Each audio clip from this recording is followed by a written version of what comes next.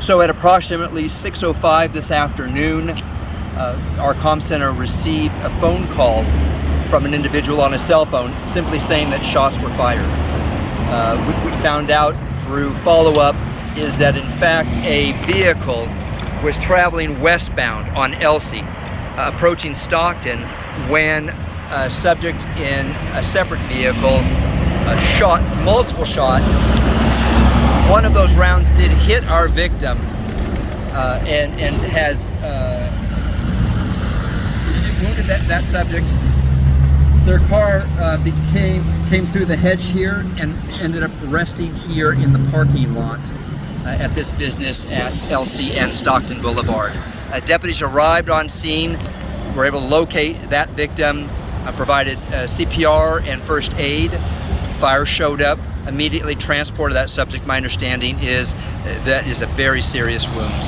This is actually incredibly brazen crime, because at 6:05 you have a lot of commute traffic, so this is a well-traveled area.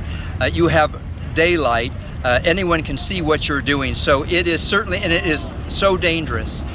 My understanding, I don't have any reports of anyone other than our victim being hit, but certainly that could have been much worse. My understanding is there were 6 to 8 rounds, shots that were fired, is what witnesses tell us. And so we're very thankful that nobody else was hit. I don't have any suspect information at this time, but I can tell you that there is a lot of cameras. There's a lot of businesses here, and there's a lot of cameras. So we'll be able to look at all of that information, talk to witnesses, and I think that they'll be able to glean a lot of evidence from that information.